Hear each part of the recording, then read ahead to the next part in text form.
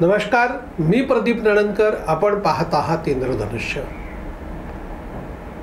शरदचंद्र पवार राष्ट्रवादी पवार गटाचे सर्वेसर्वा यांचं एक विधान नव्याने चर्चेत येत आहे. अर्थात शरद पवार आणि नवविधान करणं आणि चर्चेत राहणं ह्याला आता काय आपल्याला लोकांना सवय झाली आहे.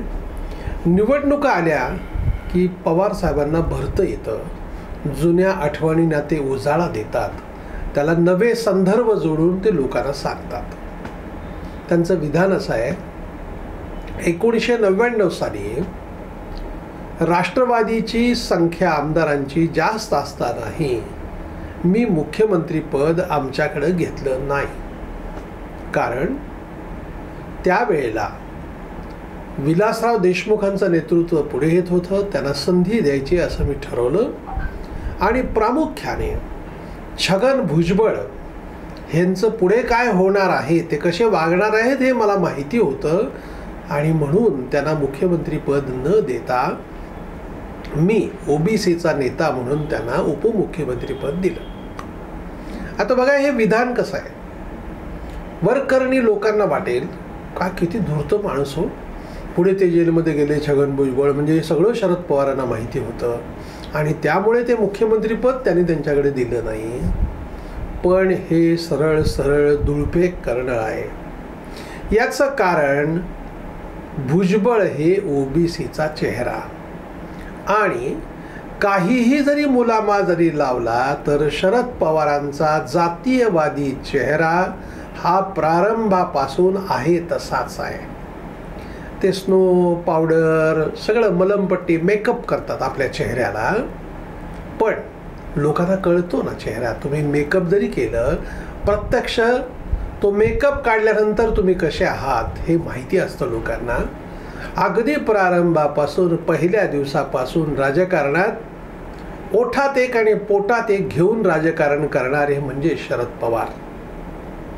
कायम पुरोगामीची भाषा तोंडामध्ये, मात्र सातत्याने जातीयवादाचा ध्यास घेऊन काम करणारे म्हणजे शरद पवार.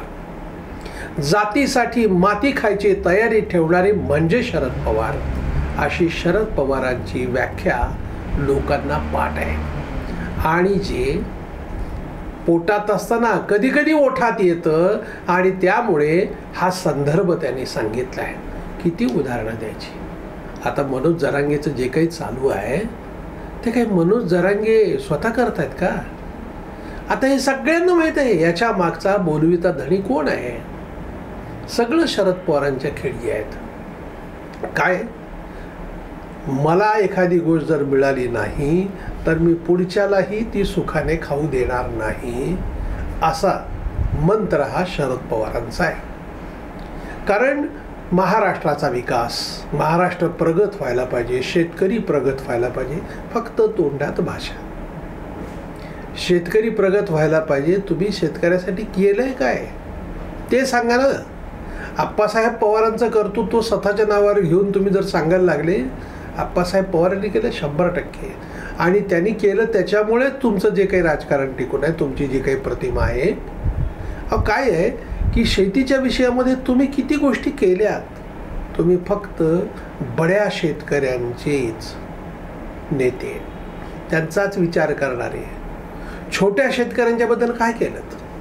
म्हणजे एक प्रामुख्याने जातीचं राजकारण करत आपली खुर्ची शाबूत ठेवायची, बाकी आलेल्या सगळ्या 18 पगड जातींना झुलवत ठेवायचं, त्यांना खोटी आश्वासनं द्यायची आणि त्यांना एखादी गोष्ट जेव्हा द्यायची पाळी येते तेव्हा त्यांना दुय्यम स्थान द्यायचं. म्हणजे इथला ओबीसी हा दुय्यमच आहे. अहो, काँग्रेसवाले प्रामाणिक आहेत हो. काँग्रेसवाल्यांनी केलं ना मुख्यमंत्री वसंतराव नाईकांना, ते प्रामाणिक आहेत. पण तुम्ही काँग्रेसच्या सोबत राहून अप्रामाणिकपणा जपलाय आणि तो अगदी या वयापर्यंत तो तसाच आहे. मुंह में राम बगल में छुरी म्हणतात ना, म्हणजे शरद पवार. आणि हे सगळं रिपीट करण्याचं कारण काय, सगळ्या लोकांना माहिती आहे, महाराष्ट्राला माहिती आहे. त्यांनी छगन भुजबळांच्या बाबतीत हे जे नव्याने विधान केलं ना, त्याच्यामुळे विषय आहे. माझ्या जातीवादाचं एकतरी उदाहरण दाखवा असं त्यांनी चॅलेंज दिलं कोणाला? राज ठाकरेंना. अहो किती उदाहरणं द्यायची, पावली उदाहरणं आहेत, पावली. एकही नेता नसेल की त्याला असा झटका बसला नसेल शरद पवारांचा. शरद पवार जवळून गेले तरी त्याला शॉक बसायचा कार्यक्रम आहे. 440 वोल्ट असंच आहे कार्यक्रम. बोलताना एकदम गोड बोलणार, पाठीवर हात ठेवणार, जुने संदर्भ सांगणार आणि एकदम 3 पिढ्याचे संदर्भ सांगणार, पण झोला असा देणार. आता हे कोणाला माहिती नाही सांगताना. ज्या विलासरावांच्या बद्दल 99ला तुम्ही मुख्यमंत्रीपद दिलं असं बोलतात, अहो त्या विलासरावांचा पराभव व्हावा यासाठी आपण काय केलं नाही हे सगळ्यांना माहिती होतं ना. कोणाला माहिती असं नाही आहे. महाराष्ट्रात किती जणांना तुम्ही या गोष्टी पाडापाडीच्या राजकारणात पुढचा माणूस आपल्यासमोर येऊच नाही, तो टिकूच नाही असं प्रयत्न केला की नाही. विलासराव पुरून उरले म्हणून सगळ्या गोष्टी घडल्या. त्यामुळं एखाद्या माणसाचं कर्तृत्व ते स्वतःचं आहे हे देखील तुम्ही त्या मान्य करू देत नाहीत.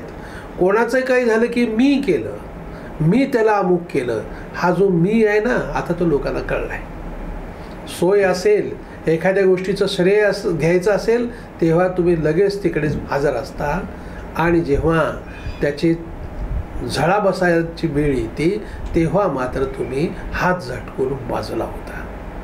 आणि निवडणुकीच्या काळामध्ये ह्या ज्या गोष्टी चालू आहेत ना, तुमचं टार्गेट ठराविक, धनंजय मुंडे, छगन भुजबळ, अमुक, आणि आता नाही. एक काळ होता. लोकसभेचं जे वातावरण आहे ते आता विधानसभेला नाही आहे. विधानसभेला तुम्हाला शांत बसावंच लागणार आहे. भले तुम्ही किती वातावरण करा, आता बदल अवघड दिसतोय, परिवर्तन अवघड दिसतंय. कारण लोकांना कळायला लागलं की अरे ह्यांच्या जर ताब्यात दिलं तर आपलं वाटोळच झालं. काय आहे की तुम्ही ती फर कॅप घालून फिरता का बाबा? मंदिरांच्या वेळेला माझा काही संबंध नाही देवाचा, तिकडे देवाचं वगैरे बघा तुम्हीच. सोयीनुसार देव वापरता, सोयीनुसार लोकांना वापरता. लोकांनाही कळत नाही. मुस्लिमांची मतं मिळावीत यासाठी मुस्लिमांचं लांगुलचालन करता, हे कळत नाही. मुस्लिम हा काही वेडा नाही आहे, त्याला पण कळतं, मग तो पण वापरत असतो. आता असं सोपं राहिलं नाही आहे. तुम्ही जेव्हा वापरता ना मग ते पण ठरवतात आपण वापरू नये ना. आणि ते आता फार लांबचे दिवस नाही आहेत की तुमच्या मागे मुस्लिम समाज उभा राहील. तो म्हणेल माझी ताकद आहे, आमचे लोक आहेत, आमचं आम्ही उभं राहू, आमचं आम्ही निवडून येऊ, आणि होणार आहे असं. आणि त्यामुळं तुमचा जो चेहरा आहे ना, खरा चेहरा, तो लोकांच्या समोर येतोय. निवडणुकीच्या वेळी तुम्ही होऊन तो आपला चेहरा उघड केलाय आणि त्यामुळे थोडंसं आम्ही त्याला बोट घालून पाडून लोकांना दाखवते. बघा, हे आहेत शरद पवार. धन्यवाद. आपल्याला हा जर व्हिडिओ आवडला असेल तर तो लाईक करा, फॉरवर्ड करा व सबस्क्राईब करा.